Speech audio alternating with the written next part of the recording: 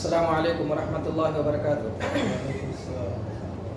الحمد للہ رب العالمین والصلاة والسلام علی اشرف الانبیاء والمرسلین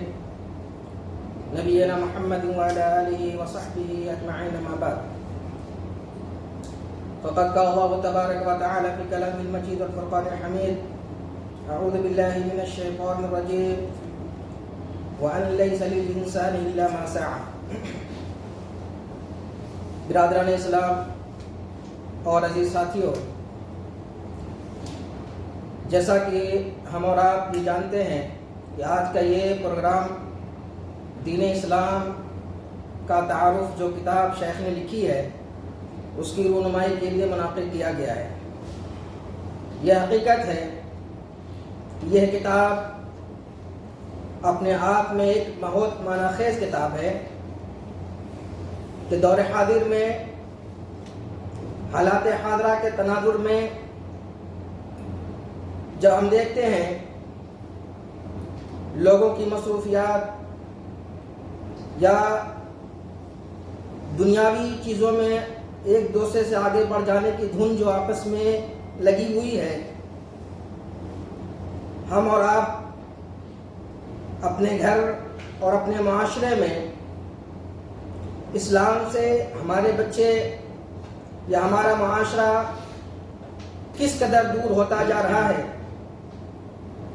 ہم اس طرف دھیان نہیں دے پاتے، اور پھر سوال کرنے کی بات آتی ہے کہ کسی چیز کے بارے میں اگر کچھ نہیں معلوم ہے تو پوچھ لیا جائے تو شرم محسوس کرتے ہیں کہ اگر ہم پوچھتے ہیں تو لوگ ہمارے بارے میں کیا سوچیں گے اور کیا گمان کریں گے، تو پوچھنا بھی نہیں چاہتے اور پوچھتے بھی نہیں۔ اس مقصد کے تحت اگر یہ کتاب ہاتھ لگ جائے تو وہ ساری چیزیں اس میں مل جائیں گی جو ایک اسلام کی مبادیات ہے، اسلام کی جو ضروری چیزیں ہیں، اور جس طریقے سے ہم اور آپ کوشش کرتے ہیں اور چاہتے ہیں کہ ہماری دنیا سنور جائے اور بن جائے، ٹھیک اسی طریقے سے ہماری فکر یہ بھی ہونی چاہیے کہ آنے والا کل جو آخرت کا دن ہے،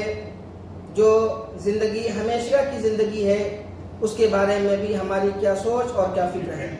تو یہ کتاب اپنے آپ میں ایک بہت معنی خیز کتاب ہے۔ اس کے اندر وہ ساری چیزیں موجود ہیں جو اسلام کے اساسیات یا اسلام کی مبادیات یا نواقض اسلام، ساری چیزیں اس میں مل جائیں گی۔ نماز کا طریقہ، نماز کی فضیلت، وضو کا طریقہ، تیمم کا طریقہ، وہ ساری چیزیں اس میں، اور بڑے سلیس اور سادہ الفاظ میں شیخ نے اس کو مرتب کیا ہے۔ کسی بھی لغت یا کسی سے پوچھنے کی کوئی ضرورت نہیں، ہر گھر کے اندر اس کو ہونا چاہیے تاکہ ایک عام فہم انسان بھی اس کو پڑھ کر کے سمجھ سکتا ہے اور اپنی نماز، اپنا وضو کا طریقہ، تیمم کا طریقہ اور وہ اپنے تمام ضروریات کی چیزیں وہ درست کر سکتا ہے اور اس کو سمجھ سکتا ہے۔ اس لیے جیسا کہ ڈاکٹر صاحب نے یہ بات ذکر کی کہ جتنا مشقت کا کام لکھنا ہے اتنا پڑھنا مشقت کا کام نہیں ہے۔ حقیقت ہے کہ پڑھنا بہت آسان ہے، لکھنا ایک بہت ہی مشقت کا کام ہے، اور سالوں سال کی محنت پھر جا کر کے رنگ لاتی ہے۔ اسی لیے کہا گیا ہے وَأَن لَيْسَ لِلْإِنسَانِ إِلَّا مَا سَعَى، کہ آج اللہ نے یہ سرخروئی عطا فرمائی شیخ کو۔ ہم دعا کرتے ہیں اللہ تبارک و تعالی شیخ کی محنت کو قبول فرمائے اور اس کتاب کو شیخ کے لیے توشہ آخرت بنائے، اور امت کے لیے اس کتاب کو اندر فائدہ حاصل کرنے کی توفیق عطا فرمائے، اور تمام لوگوں کو اس کو پڑھنے کی توفیق عطا فرمائے، بلا تفریق مذہب و ملت اس کو ہاتھوں ہاتھ پہنچائے تاکہ ہر شخص اس سے فائدہ اٹھا سکے۔ آمین۔ وآخر دعوانا الحمد للہ رب العالمین۔